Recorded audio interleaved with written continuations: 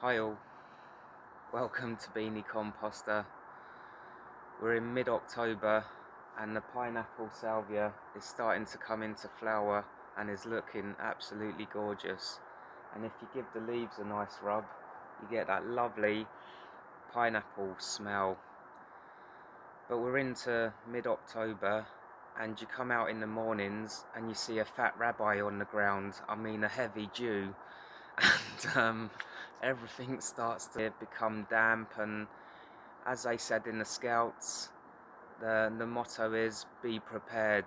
You know, all the time I was in the Scouts I had a great time, and that was one of the things that you did learn was be prepared. So today's video is going to be on preparing for the coming months and especially the winter.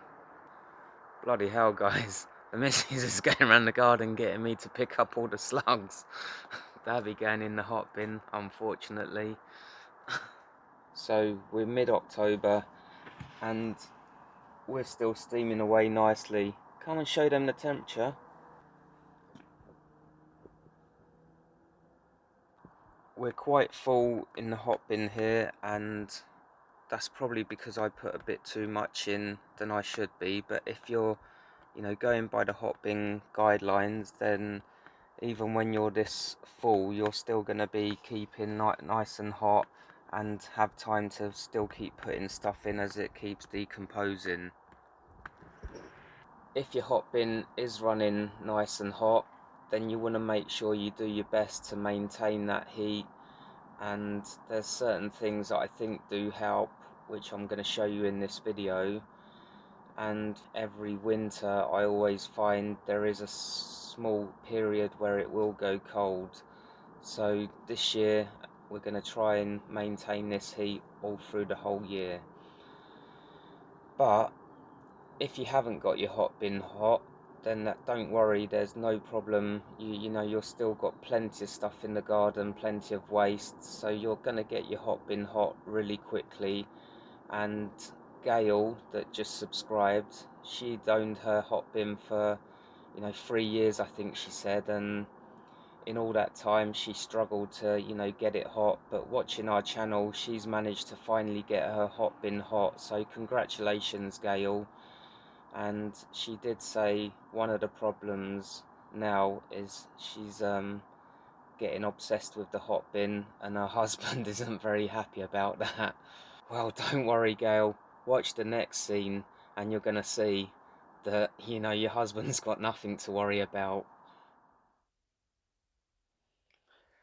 So Gail, don't worry about getting obsessed with the hot bin. I get so obsessed with it that I think about it day and night, even in my sleep, to the point where the missus now sleeps in the spare room, and guess who I sleep with? Bloody hell, have you wet yourself again? Contrary to what everyone thinks about the UK, in Surrey we don't actually get as much rain as what people would think. But when it does rain, you're going to want to make sure that the compost you've saved or collected is not getting too wet. If you're like me and you've collected your compost into like old garden compost bags, then check your composters, check for any slugs that may have just crept in there and in the creases on the bag. Check your composters nice and moist, but not soaking wet. If you have got time, then you could actually tip it and give it a good mix around and then reintroduce it back into your bag, but that's not really necessary. But what is necessary is just to make sure you check for any slugs that may have crept in there. Fold it over nice and so there's no way of any excess for any slugs to get in there. Put something on top just to sort of keep that nice and tight. Just make sure that if there is heavy rain, then not too much water is getting into your compost, because not only is it going to just go soggy, but also all the nutrients that are in your compost are just going to leach out onto wherever you're storing that compost and not actually into the garden where you want all those nutrients. With the Hotbin, you're producing leachate pretty much all year round, but if you're like me and you've got the Mark 1, then you're gonna either have done what I've done to collect the leachate and, you know, have a tray where you're collecting it, you know, in some sort of milk bottle, you know, a container of your own choice. But unlike the Mark II, where you can collect, you know, it's actually storing in the Hotbin, the Mark 1 is just constantly depositing the leachate all the time. So unless you're able to collect it in a tray, you're going to just lose all that. And the other problem with this method is when it rains, water's just going to go into that tray, and, you know, you're going to lose your leachate anyway. So if you want, you could make a sort of cover just to go over that tray with some wood or plastic, just so you can still carry on collecting your leachate when it does rain. Or if you've got loads of money, then why not put your Hotbin under a gazebo for the winter? If you have got the facilities like a greenhouse, or, you know, even just a tunnel, a garage or a shed that you don't really use, then you could think about emptying your Hotbin and bringing it inside for the winter. So storing it in a greenhouse over that winter period might just help you keep the temperature up, and it's also going to benefit you from when you're topping it up or mixing it, you're not actually standing in the rain or, you know, getting soaking wet. If you are going to put your Hotbin inside, then do remember that the Hotbin is producing a lot of steam, so make sure it's somewhere well ventilated and you're not worried about a build-up of condensation. Also, if you are thinking of putting your Hotbin in a garage or a shed, and this might not apply to a greenhouse, but remember you'll probably want to keep it in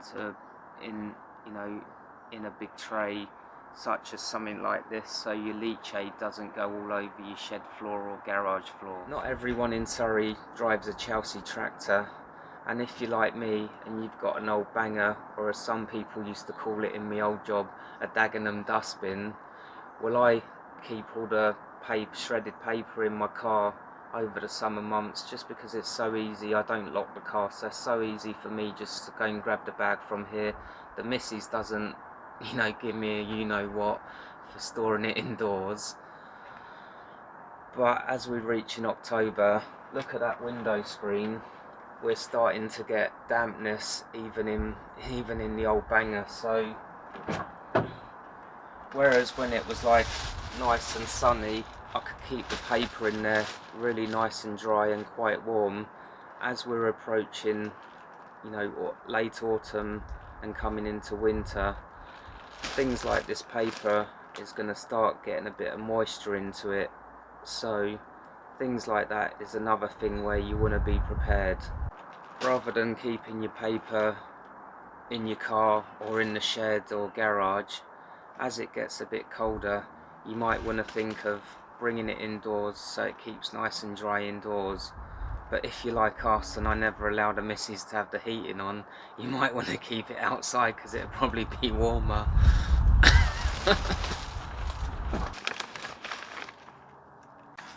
The same with bulking agent like paper and cardboard.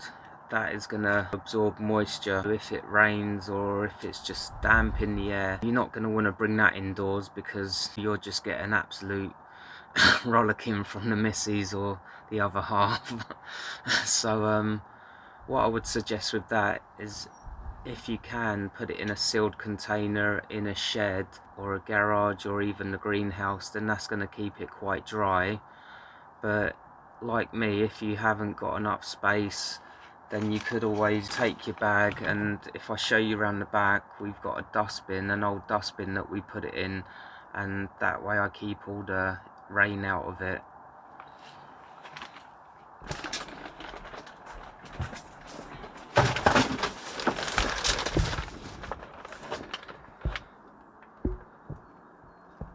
So we've got one of these old style dustbins, and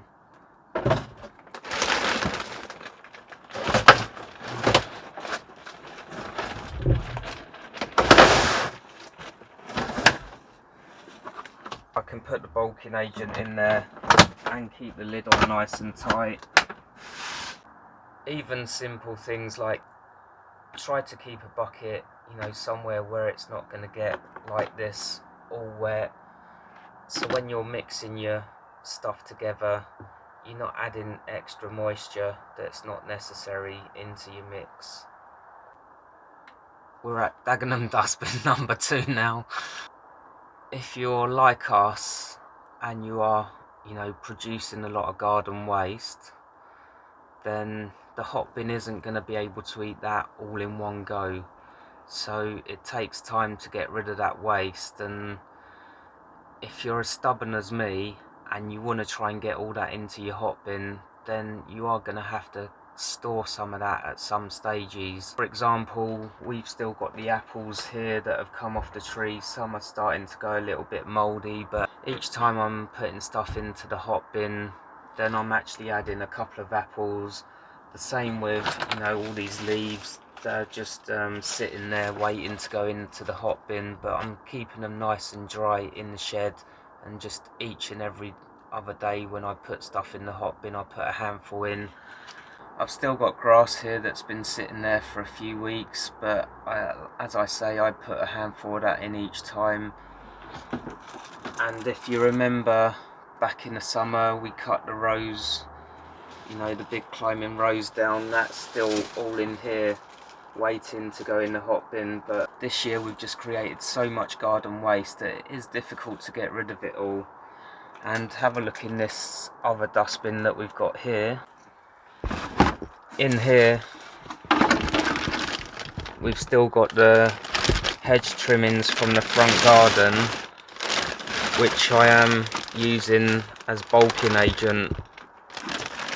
And once again I've got a nice tight fitting lid on there, so you know, no rain gets in there. So it's all well and good storing all your garden waste, but there are certain things that you've got to consider. And one thing is, you know, look at the state we've got this shed in. It's full to the rafters. I mean, trying to get something at the back there is harder than trying to win the lottery. But yeah, so one thing to really consider is if you are storing a lot of garden waste in your sheds, then think about vermin such as rats and mice that, you know, they might go in and nest into, you know, the waste, or, you know, they might even, because it's starting to get colder, they might just want to go and take material for nesting. So just be aware that, you know, you're storing your stuff and you're checking it all the time to make sure nothing's nesting in it. Also, a bit like these roses, if the stuff isn't drying out properly and you're keeping it in, you know, a bucket like that, you know, say you've pulled up a load of weeds and you've just stored them in the bucket, then if you leave that for too long, they will start to go like rotten, and you'll get a lot of water, and when you come to actually cut it up, it'd be all clumped together and it'd be quite difficult to actually put into your Hotbin because it just all mapped together. So be aware of what you are storing and try not to store stuff that, like I say, will be, you know, go all wet and soggy and mouldy and horrible. So just be aware of that. As we're approaching the time where the clocks go back and the days are getting shorter, then you're not going to have as much time to spend on your Hotbin. So Gail, I think your husband's going to be quite happy about that. But that means, as it's dark in the evenings quite early, if you're working all week or you've got an allotment where your Hotbin is and you're not able to get out and prepare stuff, then it might be a good idea if you get a couple of buckets that you can prepare, you know, your bulking agent and your trimmings. So all you've got to really do is take that bucket, put your household waste in there and just throw it into the Hotbin, and it's already done. So you're not outside stirring it up, getting cold or wet. Look at the weather forecast just to see what's going on. So just simple things like that could help you out. As I just said, preparing all your stuff in a bucket, so literally you've just got to take it and pour it into your hot bin. That's also, you know, quite vital as the colder months come, because number one, you don't really want to be opening your hot bin like that for too long when it's really cold in the air, and it's better to stir all your stuff up in a bucket rather than, like I normally do, is pour it into there and stir it up. But if you're doing that, your hot bin's open for, you know, a longer period of time, and all the cold air is just going into there. So have it all prepared ready, so you can literally just open it up, pour it in, give it a quick stir, and get that lid back down as soon as possible. Another thing as it gets dark, which is really handy, is one of these head torch. So you can put it on, your hands are free, and you can sort of aim it at the hot bin.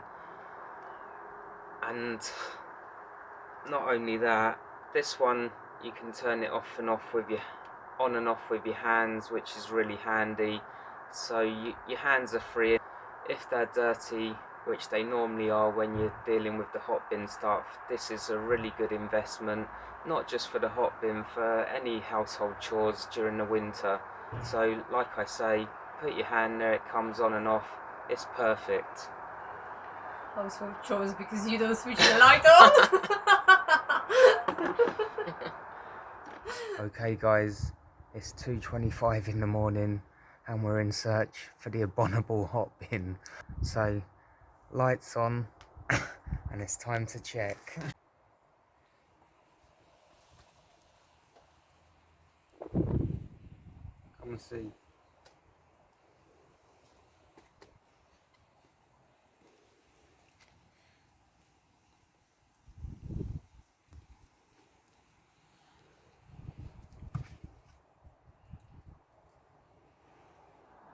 You've all seen how cluttered my shed is, and one thing to think about is, hopefully you won't need to use your kickstart bottle, but just in case you do, make sure you've got that somewhere close to hand, and maybe a good idea to check it's still working. Pour some hot water in, check it's got no leaks, it hasn't been damaged. If it has been damaged, don't go ordering a new one. Watch our spare parts for the hot composting bin video, and that'll show you other things that you can use for free. But that's another thing that you could just be, you know, hopefully it's not going to be used, but just make sure you know where it is, so if you do need to use it, it's there. I understand that not everyone's got the facilities like buckets and, you know, big dustbins to store stuff in, or greenhouses, sheds, things like that. But nature is an amazing thing, and when it's windy, it will dry stuff for you. So even if you have to keep stuff outside, don't worry, just make sure when you actually use it for your hot bin that it is bone dry. And also when you're doing stuff in the garden and collecting stuff for your hot bin, try to prune stuff or weed stuff when it is dry, or if it is wet, then try to dry that out before you put it in your hot bin. What is it on the bench? Summary. Okay guys, this is going to be the quickest summary on the bench. The little one's a little bit under the weather today, so I'm going to have to steal the thermometer out of the hot bin to test his temperature.